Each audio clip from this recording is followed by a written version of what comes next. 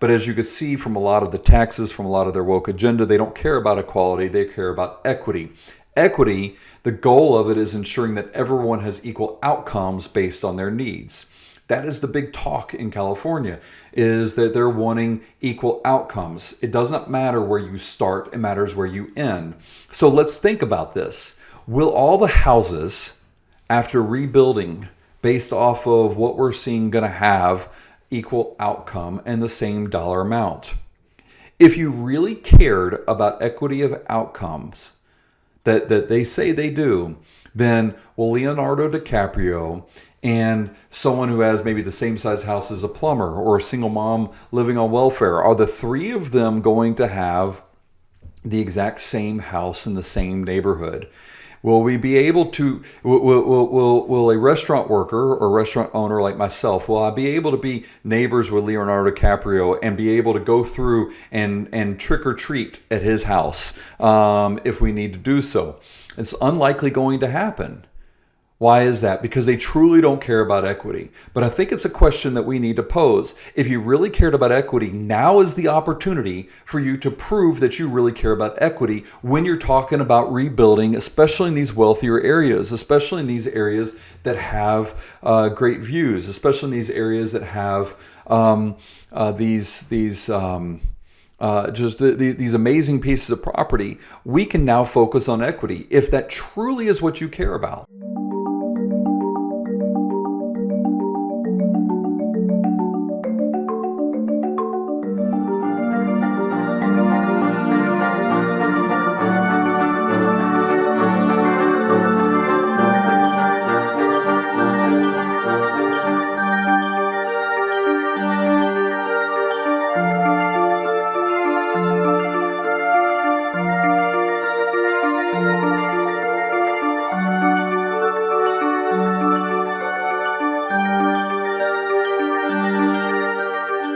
Hey folks, welcome to Uncommon Sense in Current Times. I'm Peter Demas. I'm here to talk today about the LA fires. There's a whole lot of conversation about it, about where the water was, whether or not it was a pumping issue, whether or not it was a energy problem, whether or not they spent money and not got the water down there. There's all sorts of questions that are being asked.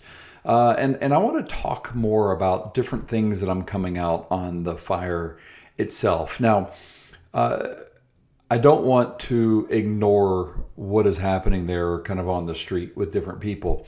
Fires are devastating. I've had a small impact from it. I had an apartment fire that I had to jump out of a second-story building from back when I was in college. And just even though I didn't lose everything, we lost quite a bit, mostly due to the heat more than it did the flames and smoke damage that occurred, that even now I pick up some books that I had from college and I'll still get smoke damage on my hand. And obviously that was a very long time ago. For the people who've lost everything, it's terrible. And I'm very, very sorry for those of you who did not lose in the fires, but who've been suffered from it. It's terrible. I mean, no one is going to get away with this in that area unscathed. And it's awful, and I wish I had words that can make you feel better. I wish there were solutions that were simple, but unfortunately, there's not solutions. And but at the same time, I do think there are questions that need to be asked that other people have not talked about, because I think this leads to some of these other issues that are occurring around it to help maybe prevent it, help maybe prevent other states from experiencing something else. Because it may not be a wildfire that is common in California, but it could be tornadoes, or it could be hurricanes, or it could be a terrorist attack. I mean, there's all sorts of things that could happen. And I think there's some questions that we need to ask based off of what I'm seeing in California that a lot of people aren't asking. So the first question is this: where is the money? Where did the money go? I mean, we haven't really asked this question and talking about it. We've talked about taxes. We've talked about California having problems. There's all sorts of stuff there. But reality is, is that California has one of the highest taxes there. And the question is where is it? There's no surplus to help in situations like this. There was no surplus. They had to do budget cuts in LA for fire prevention. Now, again, I'm not in there. I'm not in the leadership that they have there. I can't make the calls on whether or not it was the right decision. I can look at it from hindsight, and I think it's wrong for us to do so. But I do think it's a good question to ask. Where is the money? Just to kind of let's kind of walk through some of this, because even though in January 2025 California actually had a balanced budget, now I doubt it's going to stay that way after this disaster. But if you look at like the previous year, California had a budget deficit, and the estimates, depending on my research on it, was close to about $45 billion deficit, and some estimates are up to $73 billion $73 billion deficit. Now, when you think about these numbers with the taxes and the income they're coming in, you have to ask, where is the money? If all this income is coming in and you cannot take care of the citizens, then where is it going? If a friend of mine who is extremely wealthy, if they were to call me and say, hey, they were in a car accident and they need help, being able to pay for their automobile, I have to kind of question why. I like what's going on? Why can't you pay for your own stuff? Whereas if a friend of mine has a much lower income, who is making bare minimum and living paycheck to paycheck, that would make sense to me. I would understand that they're barely being able to make ends meet due to the inflation and due to the costs that are around that we have to live on. So I have to think we have to ask where a lot of this is going. Now, what I'm hearing from a lot of conservative analysts, they're really pointing to these woke agendas. And I'm not saying they're wrong in that. But at the same time, it doesn't mean that even when they balance their budget and they're balancing it toward these woke agendas, it doesn't mean that all the money should be going there. So, for example, they have, these are the higher tax burdens that they have. They have individual income tax. Now, the rates on it is a kind of a progressive, it's a sliding scale income tax. The rates range from 1% to 13.3%. And if you're making over $1 million, you have another 1% from mental health services that you have to tax on. So that's a total 14.3%. They have a California flat corporate tax rate of 8.84%, which puts them in the top 5 of corporate taxes. Their sales tax is one of the highest in the country. Now, sometimes when you combine it with local, there's some states that are higher, like Tennessee, the state I'm in, and Louisiana. They have higher averages, but at the same time, it's very high. Where like Tennessee, for example, does not have an income tax. We do not have, there's other corporate taxes that we don't have that California does. So again, the question is where does a lot of this go? Now, property taxes is a little bit different. Property taxes is very low. In 1978, they passed Prop 13, which limited property tax increases. So, but on some level, they're not getting as much off of property tax as, say, that again, what would happen here in Tennessee. However, what we're seeing, though, is that people who live in their home for a long period of time and the home rate goes up, obviously their property tax cannot go up as much. And so therefore, and they can't add to the assessment on it. But that does not mean that when you move into a new home or you build a new home, that it's not happen that you don't have, even though the rate's there, the inflated amount of expense going into the home is huge. So for example, in Los Angeles, the same home that you would build in Los Angeles that you would in Nashville, Tennessee, is the difference between $1 to $1.5 million to $450,000 to $550,000. It is almost double what it costs in LA, which means the property tax, even though it might be lower, in essence, you're paying more money, you're paying more dollars that are coming out of your pocket each time. That's going into the California coffers. Alcoholic beverage taxes is another thing California happens to be the lowest of, and which again is not surprising that they don't want to incentivize sobriety. They don't want to do anything that might help people to not drink. But several cities like LA have a soda tax. It's 1 cent per ounce on the soda tax.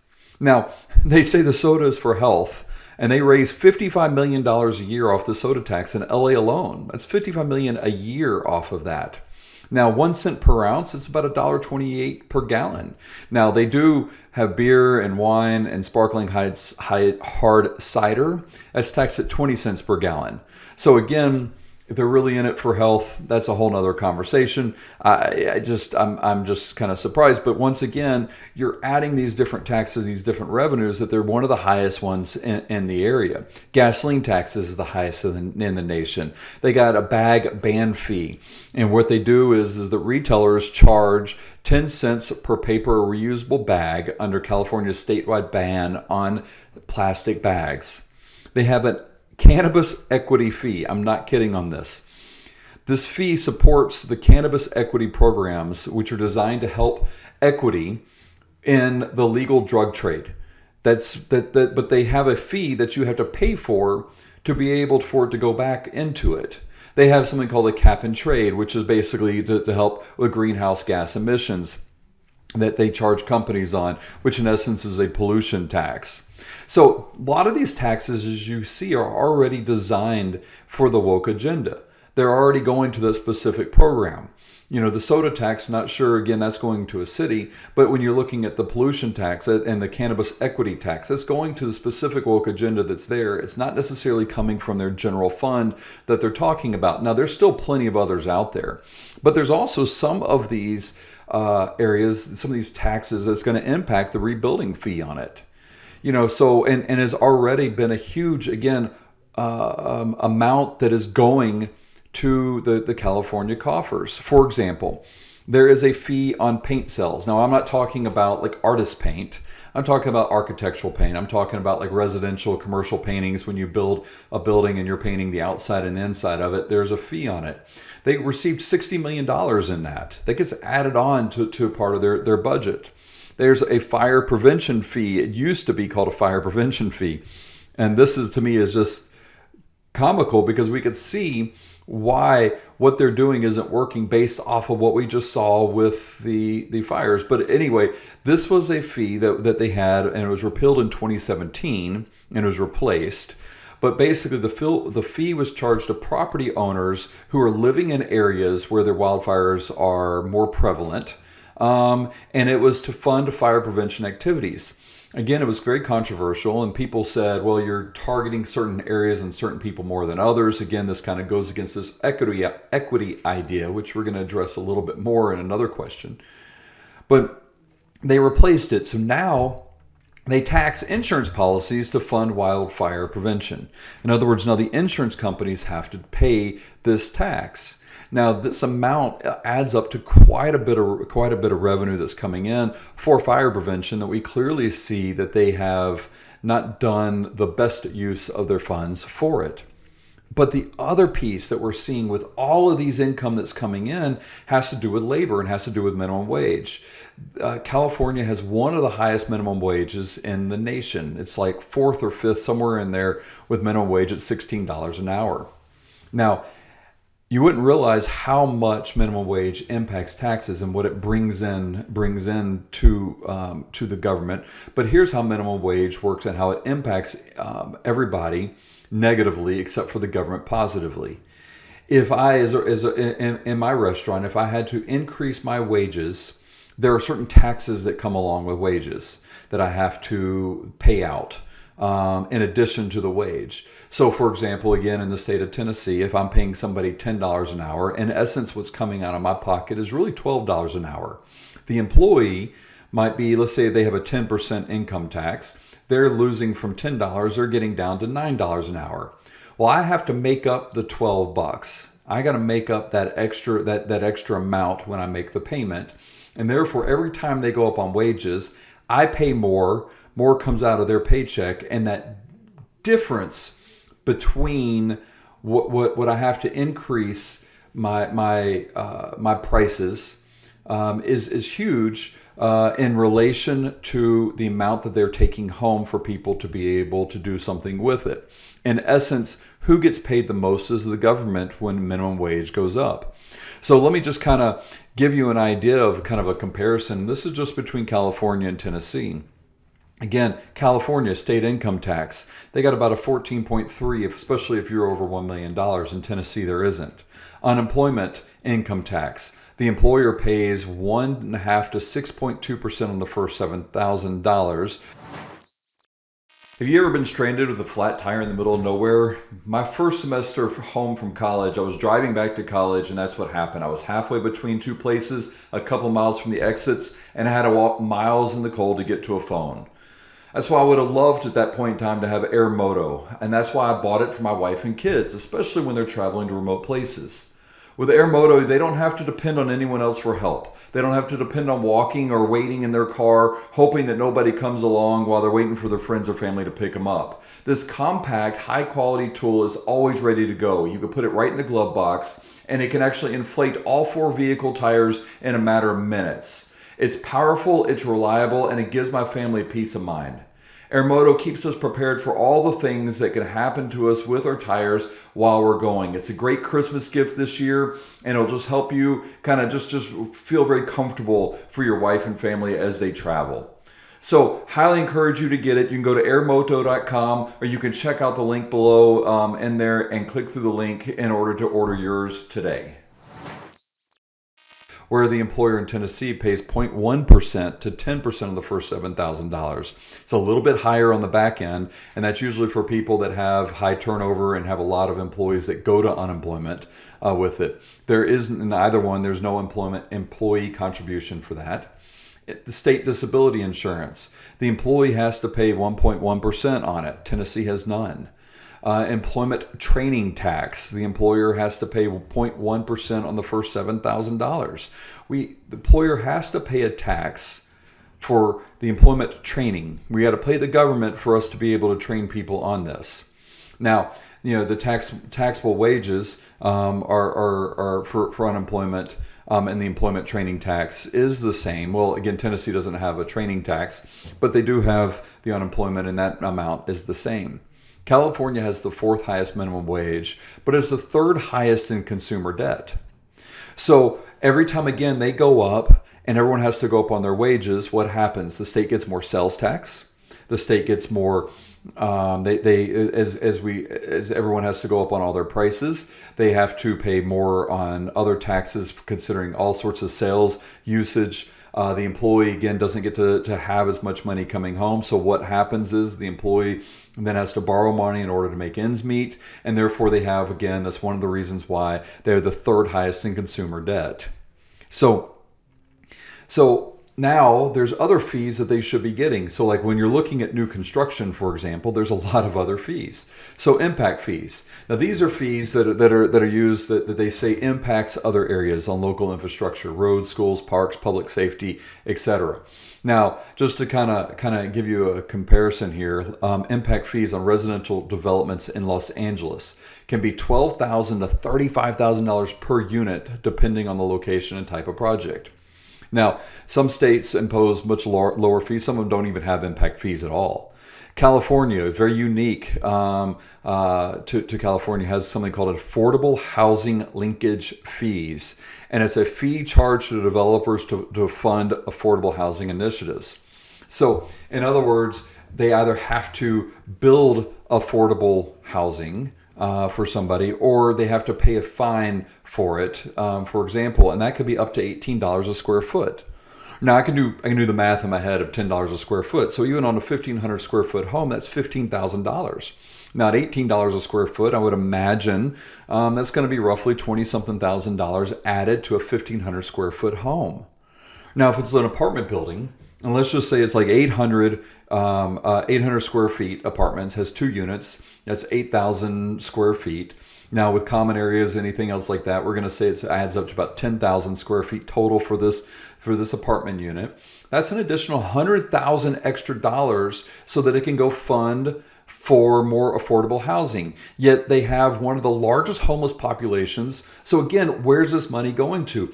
It's supposed to be going to areas that's already part of that agenda, but it's not going there. It's not. Where is it disappearing to? That's one of the questions that seems to keep getting raised. When you have these problems and they can't afford to pay for it, or they can't afford to fix it, they say they can't afford to fix a lot of the problems on the front end, you have to ask where the money is going. Commercial projects is no different. They have to pay per square foot as well. There's environmental fees. And again, you can turn on most conservative outlets to see that, but they have California Environmental Quality Act, stormwater pollution prevention fees.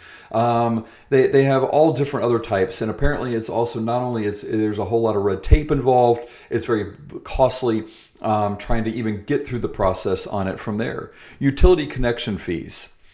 They have. Let me just kind of give you an example, because every time you connect to water, electricity, gas, sewer, anything of those natures, what you're seeing is a huge fee that comes in. So a restaurant in Nashville, usually in order to get water in, depending on the size of the restaurant, you're looking at needing a 2-inch water pipe to come in. It could be up to 3 inches, again, depending on the size and what's happening. But a 2-inch pipe coming into a restaurant in Nashville for a water fee on that is $1,300 for 2 inches. 3 inches is $2,000. So you're looking at $1,300 to $2,000. In LA, for that 2-inch water meter, it's now $26,973 for a 3-inch fee. It's $53,000, almost $54,000. And that doesn't count the sewer connection fee. Those are thousands of dollars per unit each time as well. There's seismic safety fees that they get. There's solar panel mandate. That's right. In California, all new residential construction is to include solar panels. Now, solar panels usually $8,000 to $12,000 for the cost of building a home. I don't even know if they have to use it. I don't know the details on it, but they're required to have a solar panel for all new construction on it. Again, these aren't necessarily taxes that the government is getting, but these are definitely something that is going to be spent. And by the way, when I buy the solar panel, I have to pay sales tax on that. So again, these extra costs that are required to be added on gets trickled down to taxes to go into California. And we have to ask that question, where is the money? They have inclusionary zoning fees. And again, this is part of wanting a percent of affordable units in the projects, or you can pay in lieu fee. In Los Angeles, you can pay in lieu fees can get up to $50,000 per unit for developers that want to do it. There's transportation and parking fees. So in Los Angeles, again, developers, if they want to build parking spaces, they can pay. They sometimes the parking spaces with all the regulations and everything can cost them $20,000 to $50,000. When I pay for the equipment to go in, when I pay for the material to build the parking spaces, whether it's concrete or asphalt or whatever it happens to be, their sales tax gets added on to a lot of that's happening from there. And at that point in time, you also have to pay a parking in lieu fee if you choose not to, or you cannot pay for the parking that's necessarily around it if you're going to have them park on the street.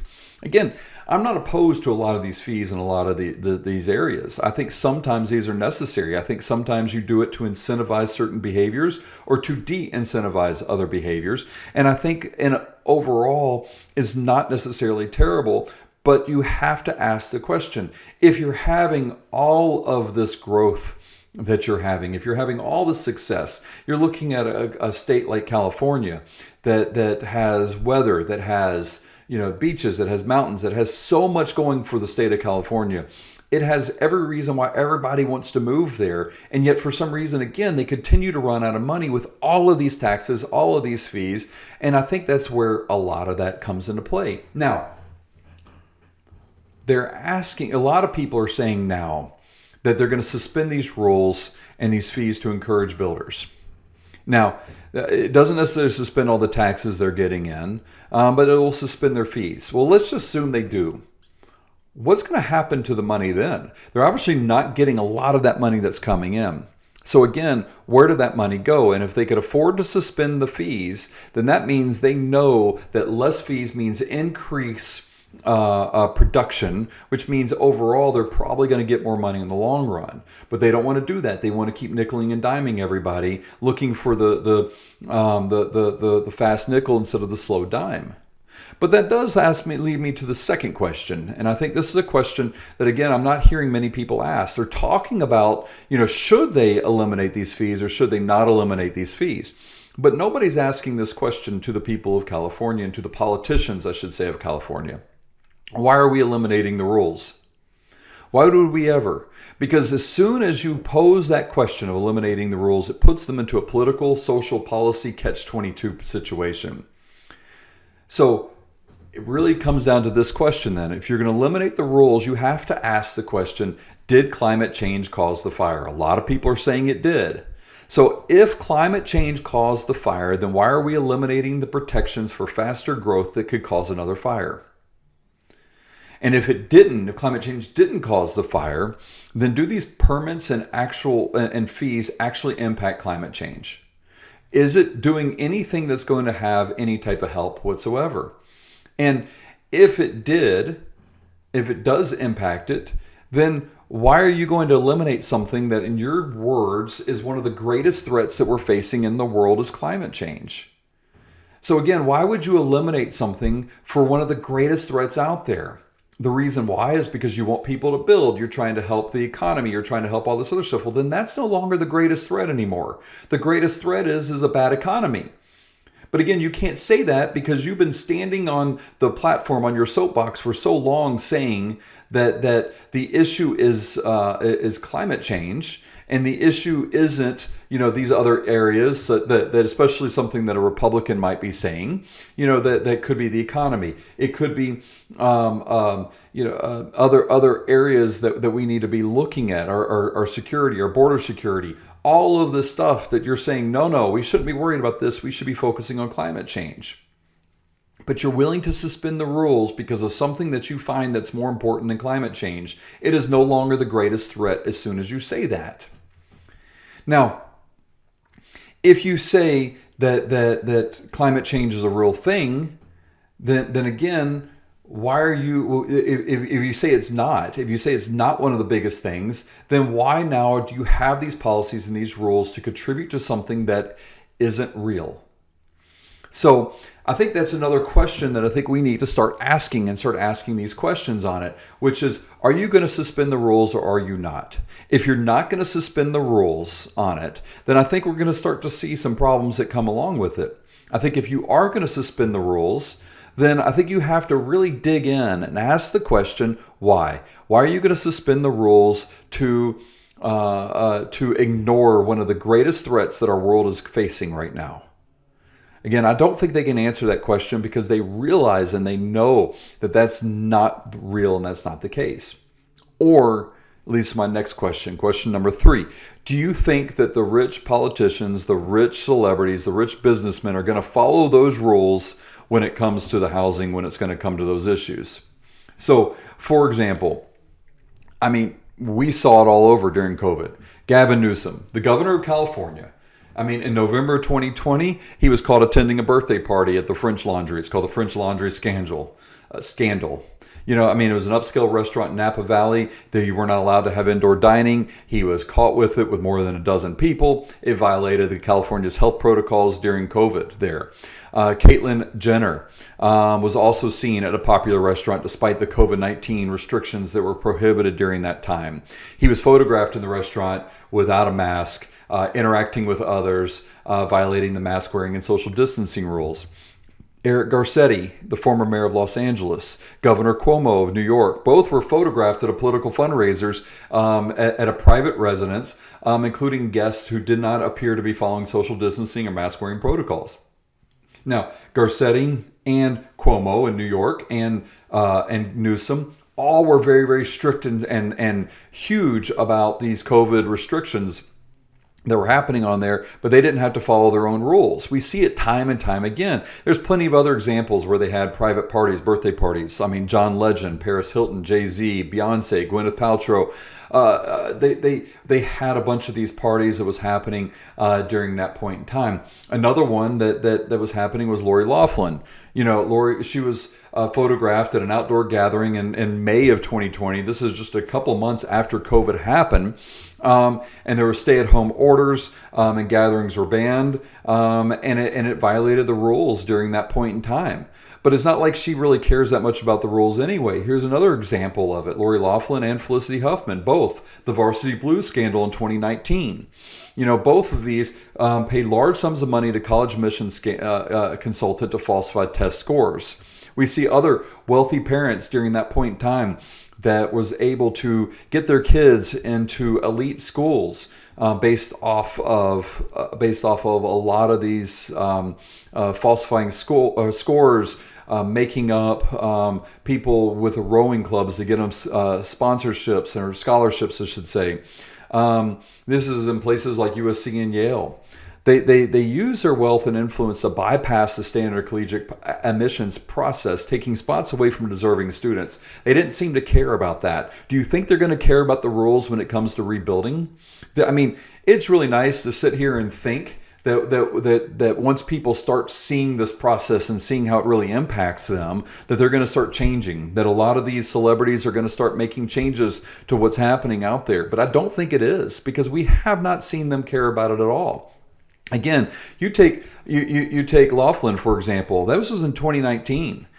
She was convicted of it. I forget how much time she served. It was a couple of weeks or 2 months. It was a very minimal amount of time. The Demas' family has been in the restaurant business for many generations. We have been serving people in the Middle Tennessee market for 34 years. Try our spaghetti kits, our pot roast, which we slow cook for 4 hours, or our world-famous baked chicken and rice soup, which many locals have dubbed Greek penicillin for when you feel under the weather. We make our food fresh, and upon placing our order with us, we freeze the order and send it to your house. Demas' is more than a business. 5 generations of restaurant operators have taught us many things about food, but more importantly, we have recognized that we don't sell food. We sell the experience of bringing people and families together, which our country desperately needs. So go to demasfamilykitchen.com and share in this journey today. And for right now, use the code UNCOMMON to get 10% off of your order. That's demasfamilykitchen.com.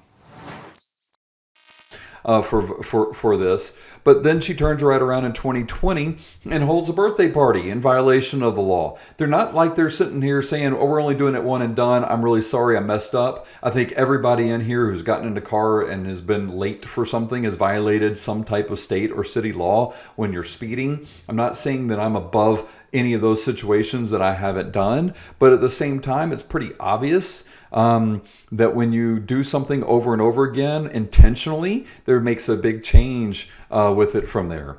There was known as the vaccine line jumping, where people were moving ahead during the vaccine, and they were jumping ahead on that.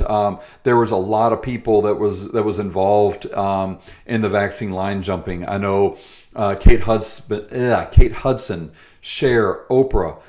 There was executives from the Dr. Seuss Enterprises, Ellen DeGeneres. They all managed to get their vaccines early. They were able to jump ahead because they were able to use their influence to jump ahead of others that was there. So you see things like this, and you realize that even though the vaccine should have been first administered to healthcare workers, elderly personnel, etc., and this is again assuming, which I'm not a fan of, assuming that the vaccine was important. But again, if you believed in the vaccine and you believe it should have gone to those people who needed it the most, why are you jumping the line for it? We see Lindsay Lohan and Paris Hilton throughout years. They when they were punished, they didn't have the same as if I got arrested in California, or most of you who are watching this got arrested in California. You know, I think one of them served like 11 days because she had health issues. I think it was Paris Hilton. Lindsay Lohan just continued to not follow the community service punishment piece of it, and she was sentenced to a luxury house for her crimes. We see it with business people like Jeff Bezos and Elon Musk. They didn't follow the environmental protocols when they launched Blue Origin and SpaceX. They did not do the environmental assessments for the launch site. In 2017, the former LA police chief Charlie Beck, he faced criticisms, because he was. It came out that he was the close ties he had with wealthy Hollywood figures, politicians, led to favoritism and special treatment, especially from certain police investigations. It was called the Puppet Master scandal back then. I highly recommend that you read about it. It's very fascinating stuff there. But it's not limited to just crime. It's not limited to them violating their own rules. It's now exactly what we're about to experience. So this idea, and I'm going to tell you exactly how in just a second, because this idea that they're going to have to follow these rules, these environmental rules when it comes to rebuilding their homes, that they are going to then realize the error of their ways when they see how difficult it is. That's not the case. First of all, many of these politicians, celebrities, etc., they use other people to help them get through this process. Do you really think someone like Leonardo DiCaprio is actually going through and filling out the forms himself, or do you think one of his people is filling out the forms? So he may not even be aware of what's going on. But he's a good example of what happened in Malibu. There was stringent environmental protections and zoning laws in Malibu. And in 2017, he purchased oceanfront property and he wanted to build a luxury estate. It was originally zoned as open space, which means he shouldn't be able to do though. But DiCaprio was able to push forward with zoning changes. He allowed for major constructions despite concerns about the environmental impact on the coastline and wildlife. They did not seem to care about that. The project received city approvals and again raised questions on why or how these individuals are able to do so. Not limited to just him. Here's just some examples of some of the ones I was able to find online relatively quickly. Kim Kardashian, Kanye West, Kylie Jenner, Jennifer Lopez, Ellen DeGeneres. Again, it's amazing how many of these people show up here more than once. Ashton Kutcher, Steven Spielberg, Dr. Dre, Paris Hilton. Again, here's a situation where Paris Hilton 3 separate times has made my list of things where they have used somebody else to do something with it from there. Dr. Dre changed not only environmental codes, but by changing the size and scale of the development that was there, and he cleared land that was protected, and he now has his mansion from that. So again, question number 3 is: are the rich, are the celebrities going to actually follow the rules that are a inhibitor to the rest of us from there? Question number 4. Are the people there who are supporting equity going to care about equity in these rebuilt neighborhoods? Now let's talk about the difference between equity and equality. We're already seeing that equality is not something that happens in LA, and I would argue probably in most of the United States. But equality is treating everyone the same. Means and the goal is that everybody has the same starting point, the equal access to resources, the treatment for all. I think it was the end of 2000, maybe the beginning of 2001. Can't remember when it was supposed to be, but it was sometime 1990, 89, 90, in that area. They were supposed to have this big earthquake, and everyone freaked out, and then they started building these requiring earthquake-resistant changes to the plans to make buildings more earthquake-resistant. So we see a lot of this in Hawaii, but Hawaii is not talked about. Why is no one talking about Hawaii anymore? What about North Carolina? Still a huge impact. They still have thousands of homes not rebuilt after Hurricane Florence back in 2018. We're not going to talk about Helene that's part of it. Now, part of the problem is the labor shortages. Now, one of the reasons why we have such labor shortages is because we spent so much time and energy encouraging people not to work, or encouraging them not to work at jobs that require you to get your hands dirty. So what are we doing about this? What are we doing about North Carolina and Hawaii? Do we really think that we ought to have California kind of jump in front of North Carolina and Hawaii? Should we not start with rebuilding one state at a time? I think these are questions, again, that no one's talking about these other areas, except maybe a meme or two that you might find out there. But these are questions I think we have to ask.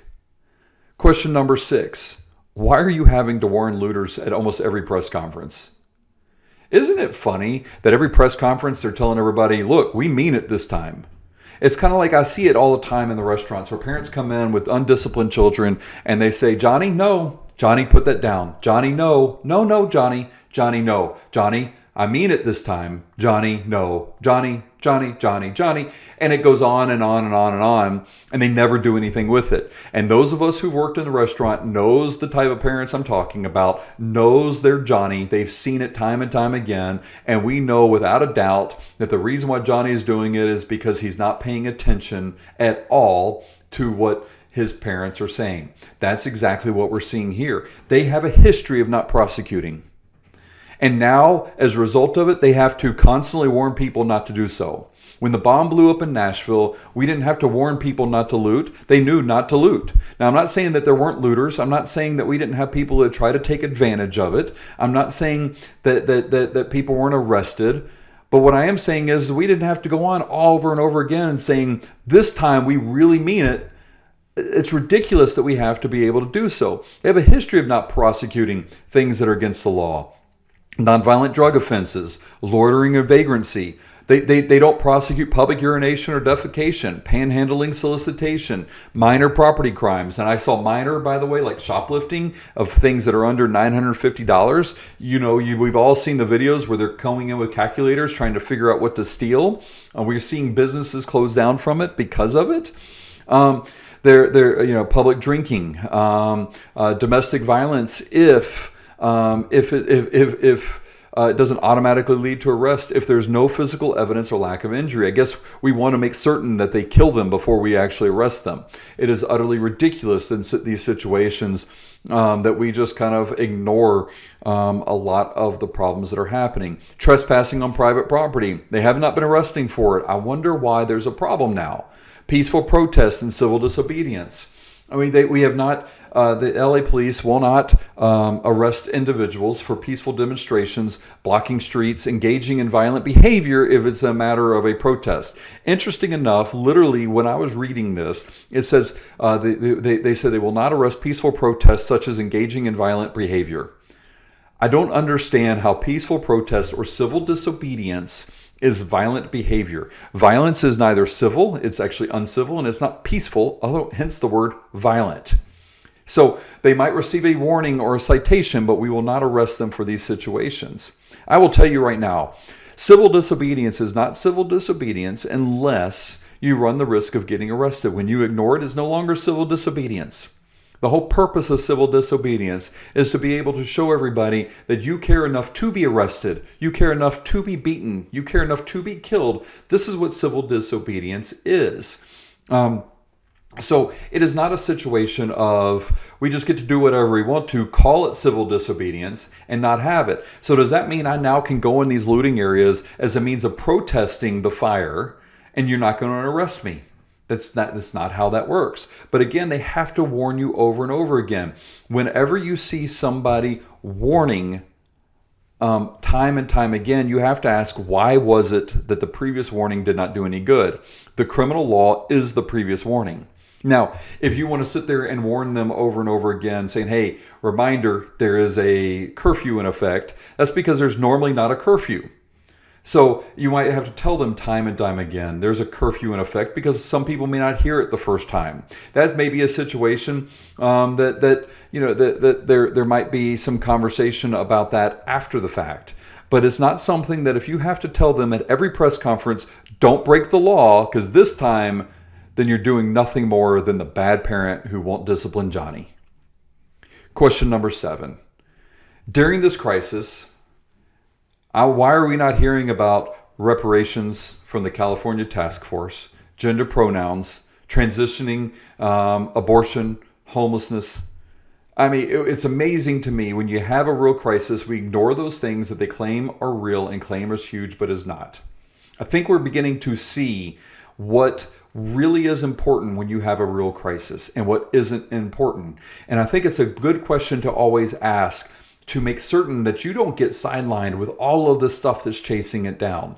That if you're involved in making certain that things happen that are important. Now, I'm not saying abortion's not important. I'm not saying gender transitioning is not important. But when you're trying to argue that it is a right, that it is the most important thing ever to allow it, and then all of a sudden during this crisis, you're not sitting there saying, well, we have to do this first. That's not what's happening in this situation.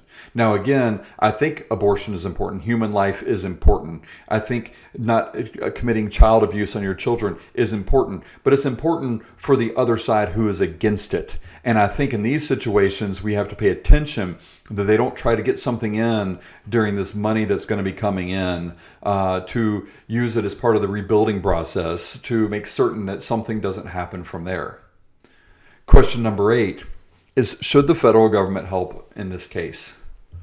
This is going to be a little controversial, and I need to be careful with it because first of all, let me just start and say, I do believe the federal government needs to help. But I think there is more to it than this. And it kind of goes back to my analogy of the bad parent and Johnny. During the press conference, they were asking frequently whether Trump and his team have been over to help. And even in spite of the fact that even the mayor and many others said that they have been there, and it was repeated over and over, they continued to ask the question. So my question is why should he? Not because they didn't vote for him, not because it's a blue state, nothing like that. I think that's a terrible precedent, and I think that would be awful. But California and the citizens are part of the United States, and the federal government should take care of all of its citizens, regardless, as part of the equality, not equity, part of the equality to be able to do so. But when you have states or cities that violate federal law, like sanctuary cities, that refuse to help enforce immigration, federal drug laws, then why are we asking for help? Why should they ask for help? Again, it's a situation of Johnny, I'm going to ignore you in every situation. But when Johnny wants something, Johnny says, hey, can I have this? And I think that's what's happening. It's almost we're enabling them to continue with that same behavior. I do not think that it's good for any state to ignore laws and basically revert us back to the Articles of Confederation and ignore the idea of the Supremacy Clause from the United States Constitution. I believe that federal government should be limited, but I do not believe that states just can, on its own, ignore the federal government and expect the help from the federal government in return. If they choose to ignore what is happening with the federal government, then they should not expect that help. If a state says, you know what, we are not going to follow the policies that a federal government has put forth in regards to education, then they should not expect funding concerning the education on it. And I think that is one of the trade-offs that happens. And I think in all economic situations, you're dealing with trade-off in this area. But I think the federal government should help only if California agrees to follow the laws when it comes to immigration and drug laws. I think if California refuses to agree with that, I do not think we should be able to help. I think it is something that is required of them for the federal government to help. In Acts 5, we see that when Peter and the other disciples were ordered to stop talking about Jesus, they responded, "We obey God and not man." In 2020, we saw something we never thought we could see in this country. They shut down our churches. After decades of removing God from schools and public institutions, they went straight at our community. Unfortunately, we as Christians did not know what to do. And even worse, we chose to listen to false prophets masquerading as Christians on how to respond. I recognize this is the only beginning, and we need to know how to respond. We have a duty to say no to unjust laws, but as Christians, we have a greater duty to God. In my book on the duty of Christian civil disobedience, I use biblical teachings to help believers know when and how to stand up to those in charge when they ask us to commit evil. You can go to peterdemas.org to find out about our duty to say no. And when you type in the code UNCOMMON, you can get 10% off your order. That's uncommon at peterdemas.org. Remember, we are to obey God and not man. It is a choice they get to make. It is not a matter of being a bully. It's a matter of choices they get to have, and they can choose to do so, again, with all of their money and all of their and all the taxes and fees, and they think they're smarter than everybody else. I think that is the important for them to be able to make their own decisions on that. But they don't get to just whine and cry when they didn't get their way after choosing to ignore things. I think if I were in Trump's situation, I would demand that the water that he suggested several years ago be added to it. Again, it's not a matter of rebuilding, it's a matter of rebuilding and protecting. So again, if you want the rebuilding a portion of the federal government, then you also need to ask and get along the protection piece that the federal government has to offer and ask. Question number 9.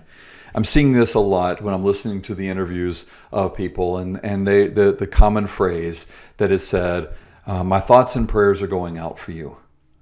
So why not just pray? I think that's another question I think we need to ask. What good is my thoughts to the people of California?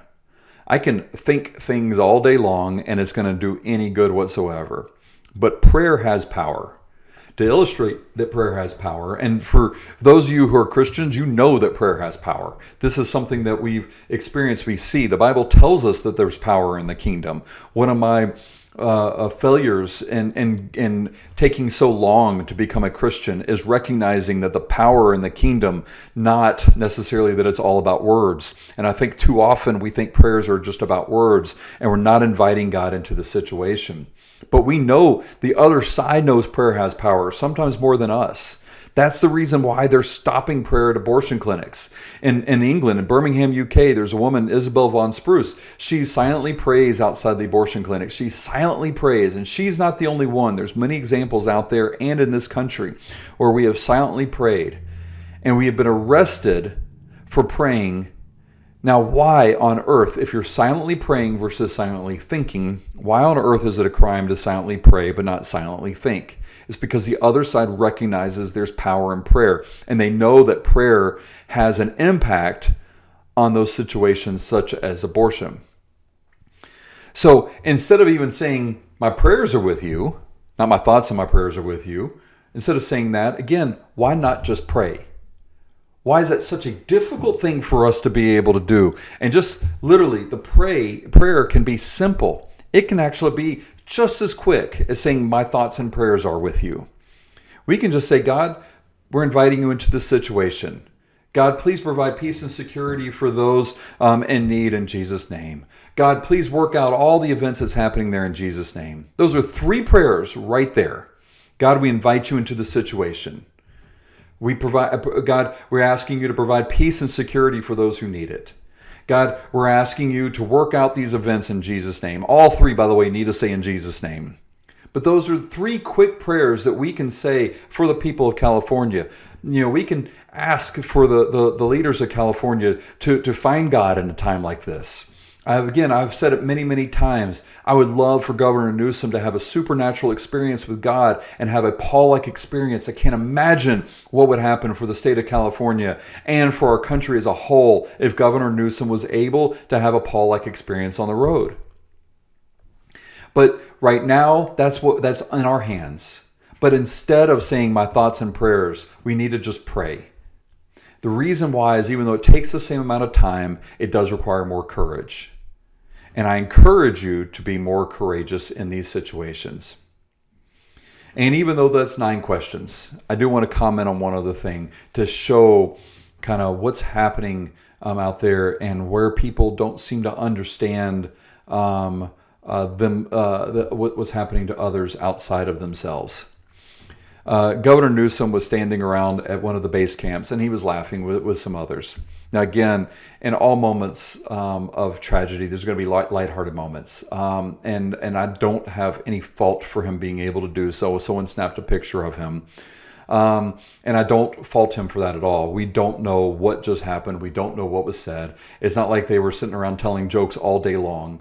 I believe that he is doing what he is capable of doing in this situation. Just don't think it's much right now. But his wife posted the picture on Instagram. Now, it's not the fact, again, that he was doing it, but the fact that his wife posted that picture, knowing what's going on, shows that she has no understanding of what's happening and what's happening to the people. She's down there seeing it all, and she has no care and compassion for other people in it. That's why we need God in this situation, and that's why we need to pray. That's why we need to pray for California. We need to pray for Governor Newsom. We need to pray for Kamala Harris. We need to pray for the mayor of Los Angeles, for the fire chiefs. We need to pray for all of those. When God tells us to pray for people in power and pray for those that are there, it's not just for our people. We don't just pray for Trump.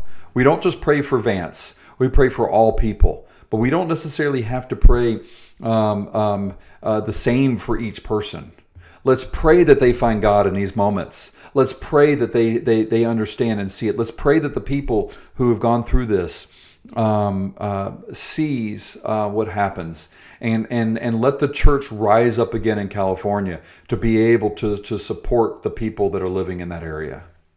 So I encourage you to pray for Governor Newsom, to pray for the people of California, and just to kind of go back and ask these questions. And as we start moving forward and seeing where we can kind of challenge those with some of these simple questions. Thank you so much. I pray for those in California, and I pray that they find peace in Jesus' name. God bless all of you. Amen.